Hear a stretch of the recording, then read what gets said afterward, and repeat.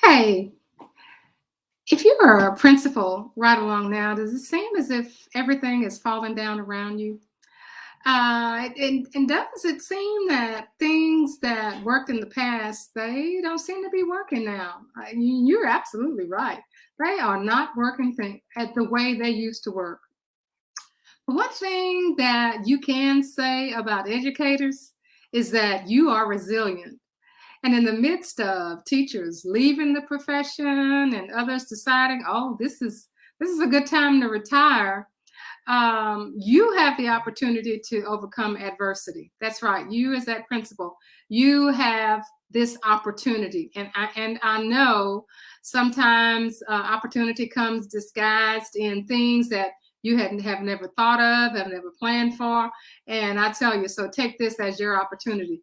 And I want to say kudos to those teachers that are sticking around during the tough times. And I know that many of you wish you could, but circumstances just didn't allow it. But for those of you who are sticking around, for our students during these tough times, for our teachers, for each other, I want to say that you are a positive impact on the universe. So during the times of challenges, let's think about this. You have to change to get the things that you want. For example, instruction. The standards are not changing, but we have to change the way that we are delivering the standards. But that old traditional way is just not going to do it. So, what are you going to do? I can tell you that there is one strategy that is standing the test of time, and that's called the team effect. That's right, TEAM. That is called the team effect. And I know what you're saying. So, how is team going to help me when teachers are out? How is team going to help me when the students are out? How is team going to help me when I can't find a sub? And the most important thing right along now is that we as principals are being blasted in the media for low test scores from last year that are being released now. So let me tell you that a team can be an asset if we know how to use it. That could be the answer to all of the issues that we're having if we do it right. So when you are developing your team, things are always going to work out. When you develop a high performing team, things are always going to work out. And the team doesn't have to consist of brilliant people, it doesn't have to consist of experienced people, it doesn't have to be the most talented people in the team. It's about shaping the culture to meet the needs of the current environment. And we know what the current environment is. We know that we have teachers that are out. We know that we have principals that are out. We know we cannot find subs. We have the same people mostly coming every day trying to do the best they can with what we have. So the key to using a team is going to be three elements that I'm going to use, that I'm going to show you that you need to use in order to combat the daily issues that you are facing every day when it comes to delivering instruction. So I'll be discussing with you three essential elements for your school team to be successful and for your school to not be a failing school. I want to welcome you to another episode of Principals on the Come Up, where we transform schools into hallelujah success stories. So I want you to join me as we have that candid discussion about teams. And we're going to be looking at three things. And the first is your team has to have a common winning determination. The second thing, your team has to be able to work where they're in a safe environment. And the third thing, we are celebrating our members of the team. My name is Barbara Polk, and I'm known as Turnaround Principal. I was assigned to one of the lowest performing campuses in my district, and one of the lowest performing campuses in the state of Texas. I was also assigned by the Texas Education Agency to go into those schools that were low performing and to get those schools turned around. I was also chosen by the Harvard Graduate School of Education to be a part of their Urban School Institute to help get schools turned around. But you know, all of that sounds good. But when I was assigned to that local farming school, it was not a pretty thing. I mean, we had drugs, we had guns, we had low student performance, we had high discipline rates, we had low attendance rates. People just came to school because there was just really no place else to go. People would, with their children, they would come into the community, they would check their students in, and by the time they got back to their home or to the apartment or wherever they lived within their community, they found out that their child was enrolled at my school, one of the lowest performing schools. Then they would come back the next day and withdraw their child and take them somewhere else. We had teachers who would start school on Monday and we never see them after the weekend. We had substitutes who would start at 8:40 in the morning, and lunchtime they would disappear. It was not a pretty sight. But with my team, we were able to overcome that and turn our school around in less than 2 years. And it was not an easy task. But is it something that can be done? Yes, it is. But before we begin, and before I tell you about this teaming and how to get that teaming to impact your campus, I want you, if you're on YouTube, I want you to subscribe to the channel. If you are on Barbara Ray Polk Consulting, I want you to share. And if you have friends or colleagues who need to hear this, all you need to do is go to the top of the principals on the come up page, hit that plus, and you can invite them on to our team so they can hear the resources that we have, the way out of what we're going through, and so that we can share that with each other. So let's talk about this common winning determination. Now, this is the first thing, a common winning determination. If you have a team, you cannot have a team with people who do not think that we are all going to win. And they cannot think that winning is going to be an easy thing, because it's not.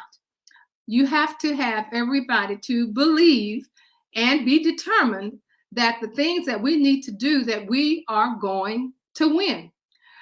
The first thing on this team, you can have your teacher masterminds.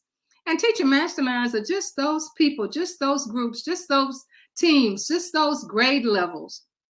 Or you can define it any way you like. You may want it to be the principal's team, but you have to have people who are going to believe and determine that you can win. You can do this, and you make this as a part of your PLC. Once you do have your team developed, you're going to start your team out with a pre-meeting with a quick update.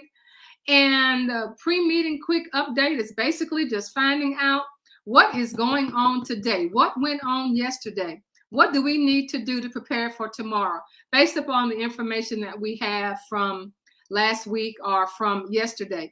And we also, within those teams, we're going to have people to share some successes. I know during these times, all is not bad. All is not worse. There are people in this business, there are principals now who are having some success, even if it's a small success. So within that team, you are going to have people to share their successes. So what does sharing successes mean? What does that do to the team?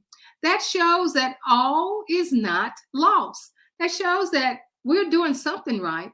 I'm excited because I was able to do this, and I didn't think it could happen. In high school, the secretary was out, the attendance clerk was out, and we had some senior students running the front office. And I didn't think that was going to work, but it worked. We worked with the teachers of those students, and they're good students. They got the thing taken care of. Something as simple as that. But at the same time, you're also going to have to share your roadblocks. Share the roadblocks that you're facing. Um, Lots of times we make that the be all and end all, the roadblocks you're facing. But share that, because something that may be seen such a big roadblock to me may be something simple to another member of the team. And then we're going to give support. We're going to support each other. You cannot have a team that has a winning determination without giving each other support. It's going to be all right. We're going to figure our way out of this. And you have to have an atmosphere of understanding that says that we're going to be focused on completing this task. And we're going to complete the task, and it's going to be at high standards. And we're here to support each other.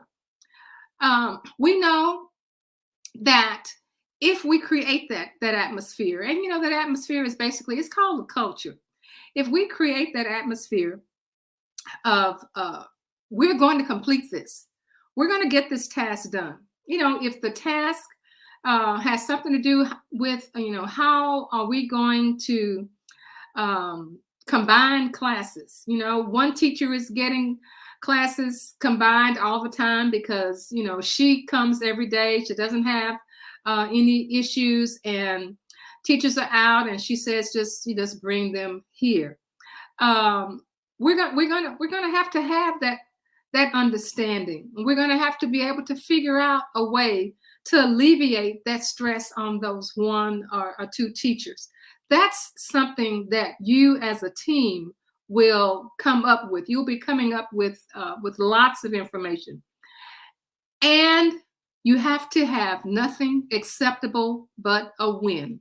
So if your vision, principal, is for your students to be reading 1.5 grade levels above when they came in, or you want your students to be proficient, you are not going to accept anything but that. So within your team, you are not accepting anything but a win. Okay? So now, the second thing within this team is that you have to have a safe environment. Now, we have our teams, and principals, sometimes we sit in the team and we just take over. People are afraid to say anything.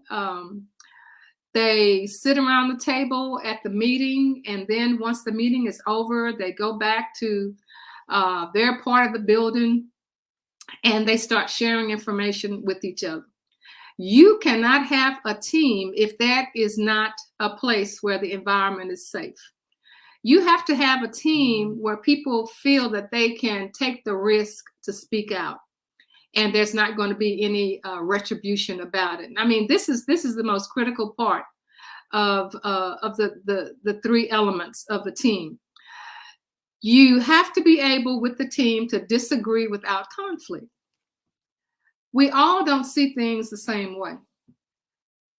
We have to be able to disagree, like they say, disagree without being disagreeable. So we have to be able to have and speak in a safe environment. The other thing is that we have to be able to have the freedom to pivot on a project. So, we all decided that this is the way we would handle this issue. And we've been handling it this way for the past couple of weeks.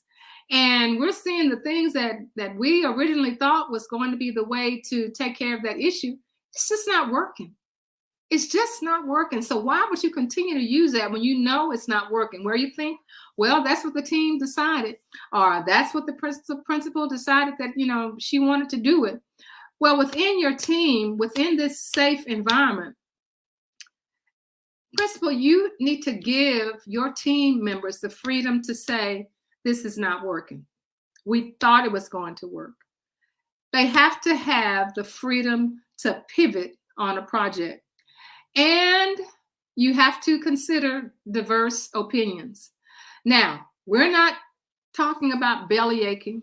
We're not talking about somebody who just wants to be out in left field and do things that's totally divergent from what the team has decided that we all need to do. But you have to consider diverse opinions. I've made that mistake. I have decided, in my mind, that what I've heard the teachers say, I'm saying to myself, that's not going to work. I tried that before. That's not going to work. That's not that, I don't know. And she always complaining about this, and she always complaining about that. So, I'll listen. I'll listen to what she has to say, but I'm not doing that. But that could be something that you could try. So at least consider that diverse opinion. Listen to it. Let it settle. Don't just, kick that can down the road because you say it didn't work before and it's not going to work now. Consider it. And the last thing is to have public appreciation for the contributions right within your team. If something has worked out, if something that people have shared and it's been good, then show your appreciation in public, not just one-on-one. You can do the one-on-one. You can send, a card. You can send an email. You can send a gift card. You can send a certificate, or whatever. But there's nothing better than to have some public appreciation for the people who are on your team who are contributing to help turn things around. And the last thing and the most important thing is to celebrate your members. These members of your team are hardworking people. And in this time and in this day and this age, when there are so many things that are encouraging people to leave the profession or not come to work or let somebody else do it, or I'm tired, or this is something like I've never seen before. All I want you to know is this too will pass. And when you really, really think about it, maybe we needed to be shaken up in education. And did we want it to be like this? Did we want it to look like this? No, but it's giving us a chance to take a look at what we have been doing, what has worked and what hasn't worked, and to make that change. So with celebrating your members, who did they impact? Who did your members impact? Consider that, principals, and then recognize your members for the things that they did make a change. How did they make that change? What is it that they said or did that people were afraid to say before that really made the change? And then recognize them, celebrate them for that. And what change did they bring to the team? Now, as the leader, principals, you are going to have to allow people to bring the change to the team. If we're going to continue to do the things the same way we always done, that thing, you're going to always get what you always got. And we can't have that.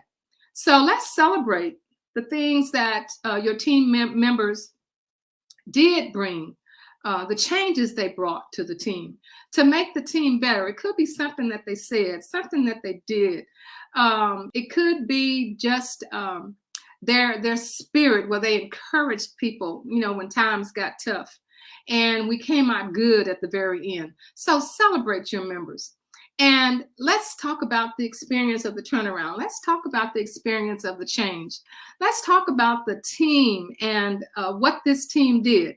And when we're talking about teams, we're talking about, it could be your grade level team. It could be your content level team. It could be the principal's team. It could be the assistant principal's team. You name it. You know what your needs are on your campus. And all of this is a part of your culture. You're going to be bringing changes. You're going to have diverse people sitting around that table or sitting behind that computer. If you're going to do a Zoom, if you're in a room where you are safe apart, but you are going to have a team. You cannot do it by yourself. You have to have a team. So what I want you to do as we celebrate MLK Day, the closing thoughts, and the title of this closing thought is Dream Team. Um, in light of life changes, we all look up to the Dream Team. Dream Team is the team that everybody thought was just the best. But a dream team comes about through hard work. A dream team comes about through sacrifice. A dream team does come about through conflict. But the dream team comes about through hard work. And Dr. Martin Luther King Jr. said, "I have a dream." And the dream that he had seemed impossible to most, but it was possible to some. And today within the schools, because it's situations like we've never seen before, the dream doesn't seem possible that our children are going to excel. So in order for the dream to come about, he had to have a team. We're talking about Dr. King. He had to have a team. He couldn't do all of that by himself. You as a principal have a vision as to where you want your school to go. He had a vision. He called it a dream, where he wanted equality and equity for everyone. But he had to have a team to do that. Was there controversy within his team? Of course. Was there controversy within the things he wanted that people just did not seem to think that it was possible? Of course. But in the face of all odds, he had to depend on his team. He couldn't do it all alone. No matter how smart he was, no matter how brilliant he was, he needed a team. And his team had to have a common winning determination.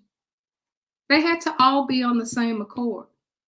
They had to have an environment that was safe, where you had diverse opinions, but in an environment where people were not put down, where whatever was said around the table was what we all decided that we're going to do, whether we have total agreement. And the third thing is that I'm sure he had to recognize and celebrate those people on the team that were just going the extra mile. It reminds me of a story related to my personal relationship. When I was first married many, many years ago, I always thought I was always right, and he was always wrong. I'm the one who had all the sense. He didn't have all the sense. But one day I was listening to the radio, and I heard a pastor say, "You're not always right." I said, "What?" It hit me like a brick. I cannot always be right. And you mean to say I'm not the sharpest tack in the box? He has some sense too. Well, I tell you that story to say that whatever challenge or circumstances we have, we can't do it by ourselves. We need support. Other ways of thinking to make the relationship a success. Do you have a dream that needs a team to make it a reality? Let's think about it. So as we close, if you have friends or colleagues who need to hear this, you just hit that plus button. If you are a member of Principals on the Come Up, if you're listening on YouTube, just hit that subscribe button. And if you're listening on Barbara Ray Polk Consulting, just hit that share button. And we'll be talking more about teams next week, where we are Principals on the Come Up and we transform schools into hallelujah success stories. We'll see you next time.